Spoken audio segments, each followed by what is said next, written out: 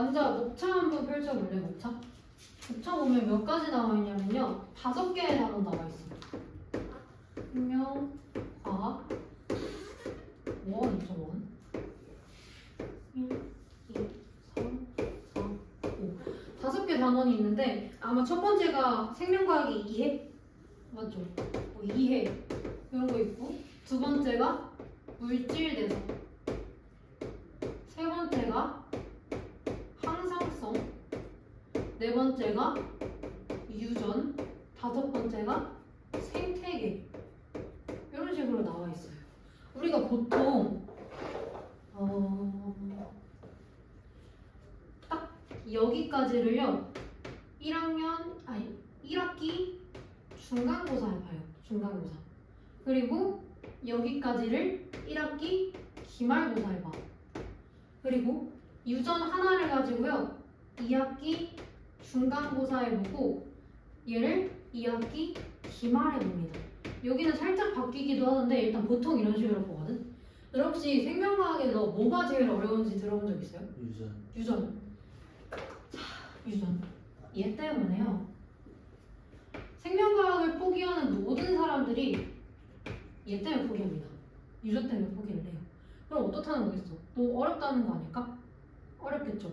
그래서 얘가 2학기 중간고사에 봄에도 불구하고 우리 여름방학이 되게 짧잖아. 그래서 이번 겨울방학 동안에 이 유전을 한 바퀴 돌릴 거예요.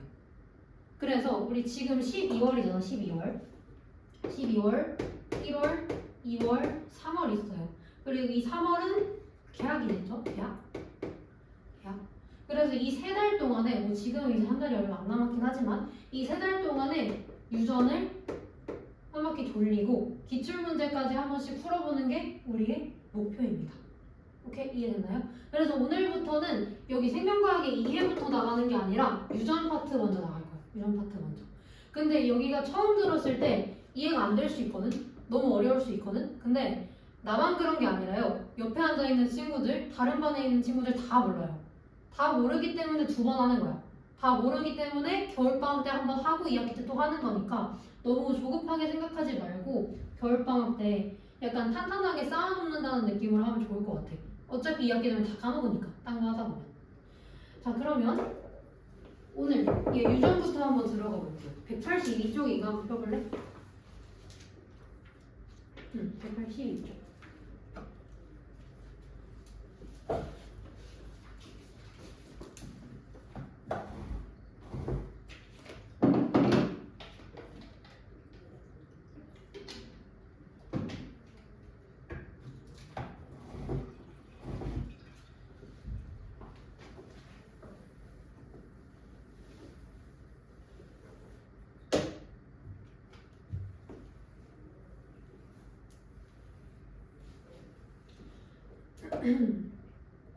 자, 제일 위에 뭐라고 써 있을까? 182쪽에 염색체라고 써 있어요. 염색체. 염색체 들어본 적 없는 사람. 들어본 적 없는 사람은 없을 것 같아요. 얘가 정의가 뭐야? 라고 물어보면 답을 못하는 사람은 있어도 염색체를 살면서 한 번도 안 들어본 사람은 없을 것 같아. 자, 그러면 우리는 이 염색체가 어떤 식으로 구성이 돼 있고 얘의 정의는 과연 무엇이며 얘가 우리 몸에서 어떤 역할을 하는지에 대해서 오늘부터 알아볼 거예요. 오케이? 먼저 첫 번째로 우리 염색체를 알기 전에 얘부터 알아야 돼. 너네 혹시 유전자랑 유전체 구분할 줄 아는 사람 있나요? 유전자가 뭐고 유전체가 뭘까?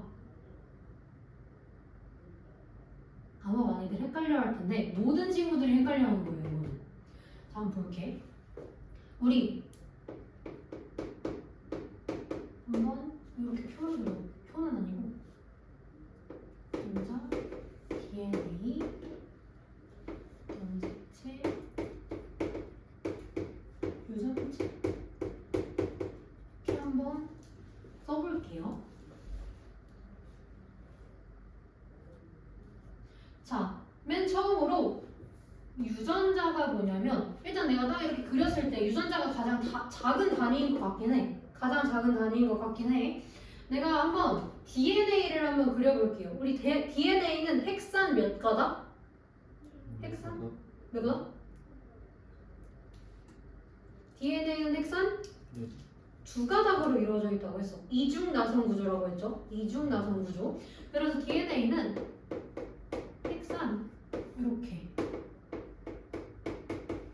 두 가닥으로 이루어져 있어요. 근데 원래 이중 나선 구조여서 얘네가 꼬여 있어야 되는데 보기 쉬우라고 그냥 일자로 놔둬볼게. 그리고 이 핵산과 핵산을 연결하는 건 뭘까?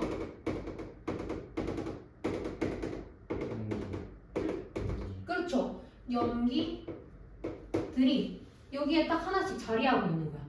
그래서 이 염기들이 각각 상보적인 결합을 해요. 상보적인 결합. 이거 아마 통합과학 때 했을 것 같은데 우리 염기의 종류 뭐 있다고 했냐면 A.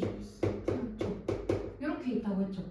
그래서 이렇게 상보적인 결합을 할 수 있다고 했지. 그러면 이 핵산에는 염기들이 들어있을 거야. 이런 식으로 들어있을 거야. 그럼 상보적으로 이렇게 있겠죠. 그럼 얘네들이 하나의 결합을 이루고 있거든요. 결합. 얘네들 혹시 무슨 결합인지 알고 있어? 수소 결합. 그렇죠. 수소 결합을 이루고 있다. 그래가지고 잘 끊어진다, 잘 끊어지지 않는다? 잘 끊어지지 않는다 라고 했어요. 잘 끊어지지 않는다. 그렇기 때문에 이 염기들이 쭉 줄을 이어서 딱 이렇게 나열되어 있잖아. 얘네들을 염기 서열이라고 불러요. 염기 서열. 그래서 우리는 이 염기 서열들을 뭐라고 부르냐면 유전자라고 부르는 거예요. 유전자. 우리 컴퓨터의 정보들을 딱 가지고 있는 게 이진수로 컴퓨터의 정보들이 들어있지. 이진수가 이렇게 코딩되어 있는 거잖아. 컴퓨터의 모든 정보들이. 똑같아요. 우리 몸은 염기서열이라는 것들이 우리 몸의 유전자를 이루고 있는 거예요. 염기서열이 하나의 우리 몸에 있는 코드라고 생각해주면 돼요. 코드. 자, 그래서 유전자예요. 이 염기서열이 유전자라고 했어. 그럼 이 유전자를 가지고 있는 건 뭐다? DNA다. DNA. 그 다음에 그럼 DNA 다음이 염색체라고 나와 있잖아. 그리고 염색체가 모여서 유전체를 이룬대. 염색체는 조금 이따가 해보고 유전체는 뭐냐면 여기 위에다가 전이라는 말을 써주면 조금 이해하기 쉬워요. 전. 유전 정보 전체. 염색체 전체. 우리 몸에 들어있는 유전 정보들, 유전자들, 유전 정보들 이런 것들을 전체 통틀어서 말하는 게 유전체예요. 그렇기 때문에 가장 큰 단위가 유전체고 가장 작은 단위가 유전자다. 이렇게 이해를 해주면 됩니다. 이해되나요? 그 다음에 얘 넘어갔으니까 바로 얘에 대해서 한번 해볼게. 우리 사실 중단원 이름이 염색체였잖아. 이제 한번 염색체에 대해서 해볼게요. 자, 제일 먼저 염색체의 구조에 대해서 먼저 한번 볼게. 염색체의 구성. 염색체는 DNA라는 친구와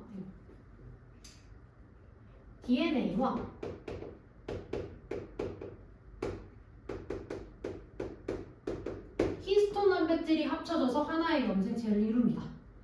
자, 그러면 얘네 구조가 어떻게 되어 있는지 한번 봐볼게. 우리 히스톤 단백질이라는 거 처음 들어보지?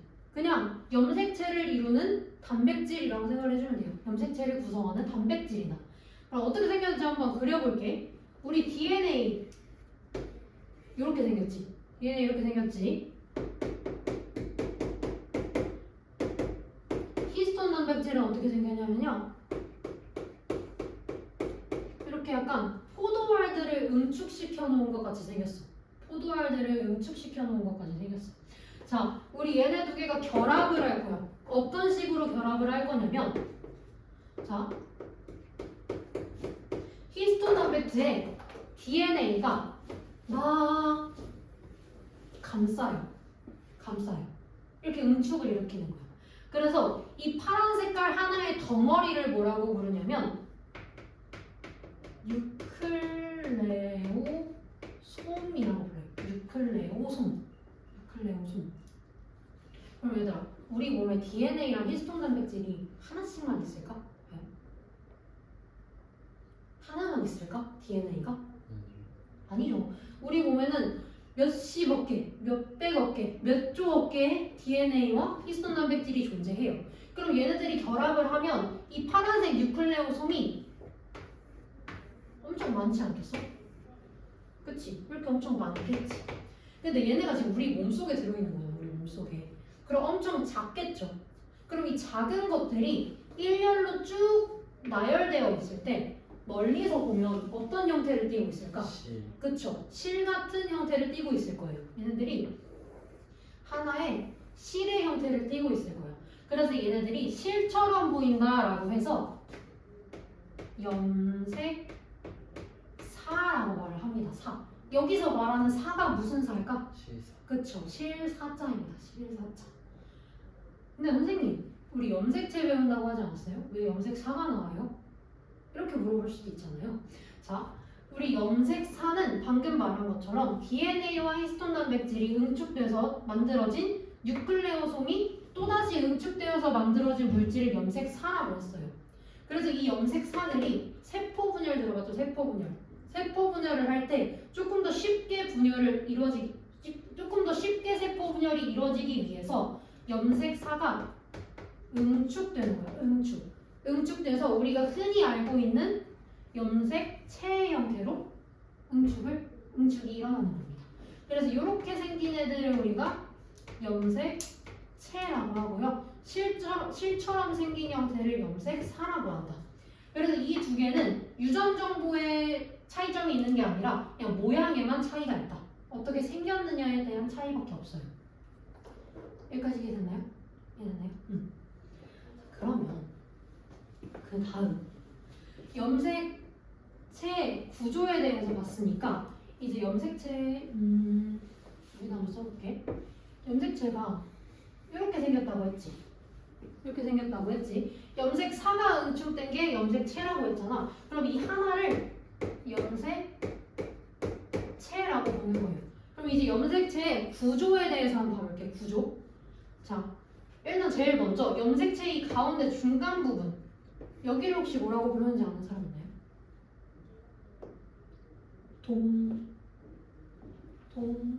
여기는 동원체라고 불러요. 처음 들어볼 텐데 동원체라고 불러요. 그 다음에 이 염색체에는 어떤 특징이 있냐면 이 동원체를 기준으로 세로선을 싹 그어볼게. 세로선을 그었을 때 두 개로 나뉘어지지 않아? 그치? 동원체를 기준으로 세로선을 딱 그었을 때 두 개로 나뉘어져. 이 부분이 데칼코마니라지. 데칼코마니. A4 용지 반절에다가 물감을 칠한 다음에 딱 접으면 똑같은 모양이 딱 나오죠. 이 염색체도 동원체를 기준으로 세로선을 딱 그었을 때 이 양옆이 똑같아요. 그래서 이 한쪽을 뭐라고 부르냐면 염색체가 분리되었다 라고 해서 염색분체라고. 염색분체. 그럼 이쪽도 염색분체라고 부르겠지. 염색분체. 그래서 하나의 염색체는 두 개의 염색분체로 이루어져 있다. 이렇게 생각할 수 있을 것 같아요. 그리고 그러면 우리 동원체는 아까 명칭만 알았지 무슨 역할을 하는지 혹시 알고 있어? 무슨 역할을 하냐면 동원체는요 우리 세포 분열을 할 때 실이 나오거든. 실. 방추사라는 실이 나와요. 이거 저 뒤에서 할 거야. 방추사라는 실이 나올 때 이 동원체에 딱 붙어. 동원체에 붙어.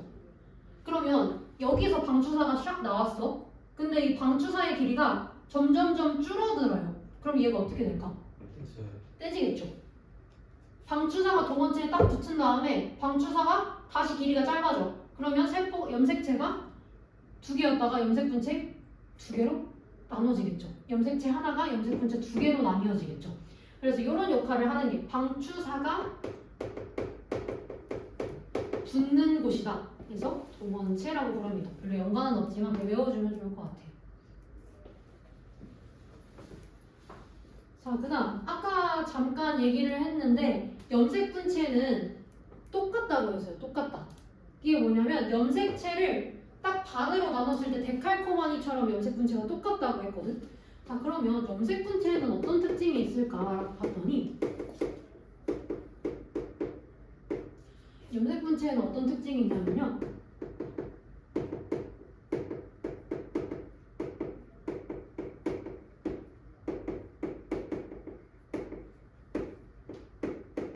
이런 특징이 있어요. 염색 분체끼리는 이 안에 들어있는 유전 정보가 동일하다라는 특징이 있어. 아까 이거 얘기했지? 완전 데칼코마니처럼 똑같다고. 그래서 이 염색 분체는 어떻게 만들어지는 거냐면 우리 조금 이따 얘기를 할 건데 우리 이렇게 염색사 있지, 염색사. 이 염색사 하나가 염색 분체 하나예요. 그래서 우리가 알고 있는 이 염색체 모양이 되려면 염색 분체가 몇 개여야 돼? 2개여야 돼. 우리가 원래 알고 있는 염색체 모양이 되려면 염색 분체 2개여야 돼. 그럼 염색사가 몇 개 필요해? 2개. 염색사도 2개가 필요해요. 그래서 하나의 염색체가 만들어지기 위해서는 염색사가 2개 복제되어야 된다. 복제가 돼서 염색사 2개가 만들어지고 이 2개가 하나의 염색체를 구성합니다. 여기까지 이해됐나요? 염색사 하나는 염색 분체 하나다. 그렇기 때문에 염색체 하나가 만들어지기 위해서는 염색사가 복제되어야 된다. 복제가 되면 하나의 염색체를 구성할 수 있다. 염색 분체에 대한 설명은 여기까지 하고 다시 염색체로 돌아와서 우리 염색체는 종류가 2개가 있어. 종류가 2개가 있는데 어떤 것부터? 그쵸. 상이라고 써. 그치. 우리 염색체는 여기다 한번 써볼까? 염색체는 종류가 2개가 있어. 상염색체와 성염색체가 있어요. 성염색체가 뭘까? X, Y, X. 그쵸. 남자는 X, Y, 여자는 X, X처럼 성별을 나타내는 염색체를 성염색체라고 해요. 상염색체는 뭘까? 나머지. 나머지 다예요. 나머지 다. 성별을 제외한 다른 염질들을 구성하는 걸 상염색체라고 합니다. 그럼 얘들아, 사람은 염색체가 몇 개일까? 46. 그쵸? 사람은 염색체가 46개예요. 이거 외워줘야 돼요. 그리고 이 중에서 성염색체 몇 개? 2개. 2개. XX 아니면 XY 2개. 그러면 상염색체는 몇 개? 44. 44개라고 할 수 있겠죠. 44개. 그럼 이제 우린 앞으로 사람의 염색체가 46개라는 걸 조금 더 생명과학적으로 조금 더 고급스럽게 표현을 하고 싶어. 문제를 풀 때 내가 도움이 될 수 있게 표현을 하고 싶어. 어떻게 표현을 할 거냐면 핵상과 핵형이라는 개념을 가지고 사람의 유전자, 사람의 염색체 혹은 어떤 동물의 염색체를 표현을 할 거예요. 핵상과 핵형을 가지고. 자, 먼저 첫 번째. 자, 그럼 이제 이게 뭔지 알아야 나타낼 거 아니야? 뭔지 알아야. 자, 첫 번째, 핵상이 뭐냐면요. 핵상. 핵상은 뭐냐면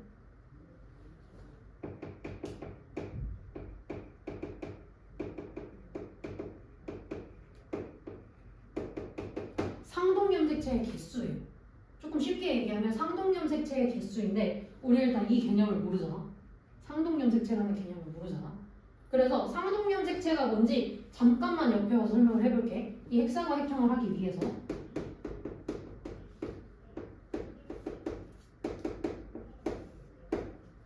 자, 상동염색체 한번 해볼게요. 상동염색체는 뭐냐면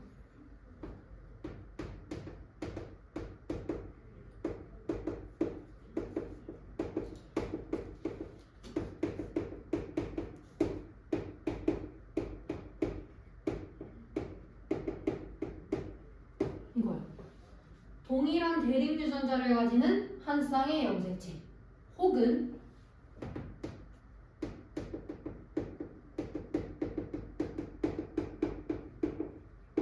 모양과 크기가 같은 한 쌍의 염색체. 2가지의 저기가 있어요. 자, 그럼 얘들아, 대립 유전자가 뭘까? 서로 짝을 이루는. 짝을 이루는. 맞아요. 이게 여기 부분 개념이 조금 어려운 이유가 핵상을 알려면 상동염색체를 알아야 되고 상동염색체를 알려면 대립 유전자를 알아야 돼. 그래서 새로운 개념들이 조금 많이 나와서 헷갈리는 건데 한번 정리해보면서 외우는 거 걸 추천을 할게요. 자, 그럼 먼저 대립유전자가 뭐냐면 대립유전자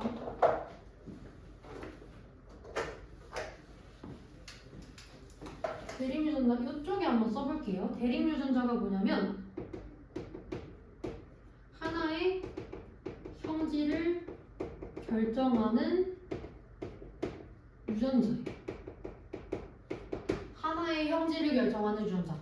예를 들면 눈에 대한 유전자를 내가 약간 나열하고 싶어. 그럼 눈으로 따지면 쌍꺼풀이 있는 사람도 있고요. 쌍꺼풀이 없는 사람도 있어요. 그럼 이때 형질이란 무엇이냐? 우리 눈이라는 하나의 형질을 가지고 눈이라는 하나의 형질에 대해서 쌍꺼풀이 있는 유전자도 존재할 수 있고 쌍꺼풀이 없는 유전자도 존재를 할 수 있어. 그래서 얘네들을 대립유전자라고 하는 거야. 그러면 대립유전자끼리는 항상 유전 정보가 동일하지 않을 수 있겠네요. 맞지? 쌍꺼풀이 있는 사람도 있고 쌍꺼풀이 없는 사람도 있으니까 얘네는 똑같이 눈이라는 형질을 결정하지만 유전 정보가 다를 수 있어요. 그럼 봐봐. 그대로 여기로 갖고 와볼게. 상동염색체가 동일한 대립유전자를 가지는 한 쌍의 염색체라고 했어. 그럼 한 쌍의 염색체니까 일단 염색체 몇 개 있는 거야? 일단 2개 있는 거겠죠. 이렇게 2개가 한 쌍을 이뤄. 상동염색체는. 그러면 동일한 대립유전자를 가진다고 했으니까 동일한 형질을 결정하는 유전자가 존재하는 거 아니야? 상동염색체에는. 그러면 눈에 대한 상동염색체가 존재한다고 생각을 해볼게요. 그럼 이쪽에는 쌍꺼풀이 있는 대립유전자가 들어갈 수 있어. 이쪽에는 쌍꺼풀이 있는 것도 들어갈 수 있고요. 없는 것도 들어갈 수 있어. 맞지? 그럼 상동염색체에 존재하는 유전자, 대립유전자는 항상 똑같다라고 하면 맞을까요? 상동염색체에 존재하는 대립유전자는 항상 동일하다라고 하면 맞을까? 우리 아까 대립유전자는 달라도 된다고 하지 않았어? 근데 상동염색체에 뭐가 있는 거야? 대립유전자가 있는 거겠지. 그럼 상동염색체에 존재하는 대립유전자끼리는 같아도 되고 달라도 된다. 이렇게 말을 할 수 있어요. 자, 그러면 조금 더 다르게 여기 지금 쌍꺼풀 있는 거 들어갔어. 이쪽에는 뭐 들어가야 될까? 자, 1번 쌍꺼풀이 있는 유전자 들어가야 된다. 2번째 쌍꺼풀이 없는 유전자 들어가야 된다. 3번째 둘 다 들어갈 수 있다. 뭘까요? 있는 거. 왜? 염색 분체 똑같아. 그치. 염색 분체끼리는 우리 아까 뭐라고 했어? 유전 정보가 똑같이 들어가야 된다고 했잖아. 따라서 이 2개는 염색 분체이기 때문에 여기는 쌍꺼풀이 있는 유전자가 들어가야 되겠죠. 만약에 여기가 쌍꺼풀이 없는 유전자라면 여기도 뭐가 들어가야 돼? 없는. 그치. 쌍꺼풀이 없는 유전자가 들어가야 된다. 이거 낚이면 안 돼요. 문제 너무 많이 나와요. 대립유전자랑 염색 분체 결정하는 거. 자, 그러면 상동염색체도 했어요. 문제의 정의를 알았지? 그럼 다시 여기로 한번 돌아와 볼게. 우리 핵상은 뭐라고 했냐면 상동염색체의 개수라고 했어. 근데 여기서 개수를 말할 때 우리 개수를 하나하나 다 세고 있을 순 없잖아. 세고 있을 수 없기 때문에 간단하게 2개 중에 하나로 나타낼 거예요. 뭐랑 뭐냐면 2n 아니면 n으로 나타내기로 생각을 했어. 2n 아니면 n. 우리 자연수에다가 2를 곱해주면 짝수일까요? 홀수일까요? 짝수예요. 그렇기 때문에 상동염색체 한 쌍이 온전하게 존재한다. 상동염색체가 둘 다 존재한다. 이때는 2n이라고 표시를 해줘요. 그리고 상동염색체 2개 중에서 상동염색체 중에서 하나가 없어. 그러면 얘는 n이라고 표시를 합니다. n. 오케이? 다음 핵형이야. 핵형. 핵형은 뭐냐면 조금 더 쉬워요.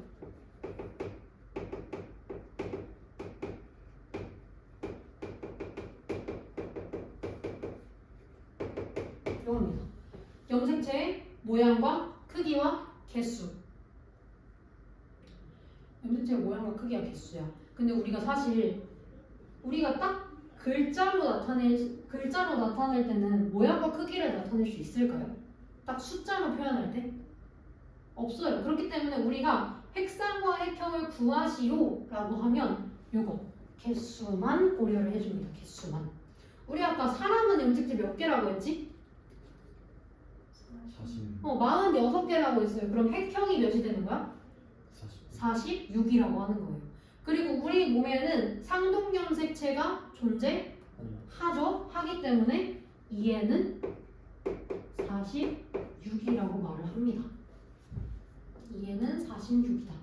근데 만약에 우리 몸에 상동염색체가 없어.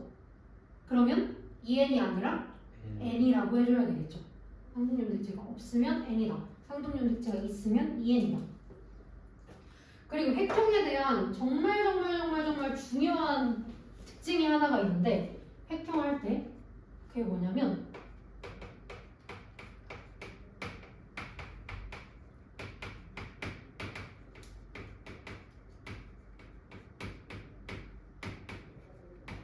이게 너무 중요해요. 종이 같으면 핵형이 같다. 우리 이제 이 단원에 있는 모든 문제를 요 성질을 이용해서 풀 거야. 종이 같으면 핵형이 같다. 그럼 종이 다르면 핵형이? 그쵸, 핵형이 다르다. 종이 같으면 핵형이 같고 종이 다르면 핵형이 달라요. 그 말인즉슨 종이 같으면 염색체의 모양과 크기와 개수가 전부 다 동일하다라는 말이 되겠죠. 이 염색체 안에 들어있는 유전 정보는 다 다를 수 있어. 개체마다 유전 정보는 다르지만 이 염색체의 모양, 크기, 개수는 종이 같으면 모두 다 같게 되겠죠. 근데 예외가 하나 있다. 예외가 하나 있어. 뭘까요? 성별 그쵸, 성별. 자, 우리 종이 같으면 핵형이 같다라고 했는데 얘 한번 볼까? XY 염색체. 우리 XY 염색체의 모양을 보면 X 염색체는 크기가 커. 여기 X야. 근데 Y 염색체는 크기가 조금이에요. 요래. 근데 우리 지금 XY 염색체는 성별이라는 형질을 결정하는 유전자 아니야? 그치? 성별이라는 형질을 결정하는 한 쌍의 유전자잖아? 그럼 얘네 뭐야? 대립 대립 유전자를 가지니까 상동 염색체지. XY 염색체는. 근데 우리 XY 염색체, 상동 염색체는 모양과 크기가 같아야 된다고 했죠. 근데 우리 상동 염색체가 모양과 크기가 같은 염색체라고 했는데 얘네는 달라요. 될까 안 될까? 안 돼요? 얘네는 예외라고 합니다. 얘네 하나 빼고 다 돼요. 아니, 얘네 하나는 달라도 돼요. 그렇기 때문에 자, 우리 여기서도 종이 같으면 핵형이 같다라고 했잖아. 근데 우리가 사람 여자랑 사람 남자를 비교해 볼게. 그럼 둘은 종이 같죠? 그러면 핵형이 같아야 돼. 염색체의 모양, 크기, 개수가 다 같아야 돼. 근데 다른 거 딱 하나 있죠. 그쵸? 남자 사람하고 여자 사람이니까 성별. 이 Y 염색체의 크기가 하나 다르겠지. 그렇기 때문에 우리가 문제에서 같은 종을 찾을 때 염색체가 하나 다른 것까지는 허용이 돼요. 왜? Y 염색체가 다를 수 있으니까. 하나 다른 것까지는 핵형에서 허용이 된다. 예외가 있으니까. 얘네는 문제 풀면서 다시 한번 살펴볼게요. 좀 이따가. 자, 여기까지 이해됐나요? 이해됐나요? 응. 그러면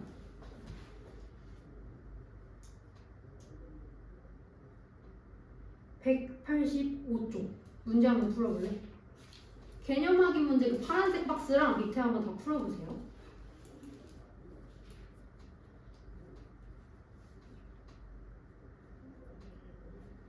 그리고 잠깐만 이거 한 번만 할까? 얘들아 상동염색체가 우리 두 개라고 했잖아. 왜 두 개일까? 왜 두 개일까? 바로 하나는 엄마한테서 오며 하나는 아빠한테서 와서 두 개인 거예요. 이것만 알면 풀 수 있어요. 풀어보세요.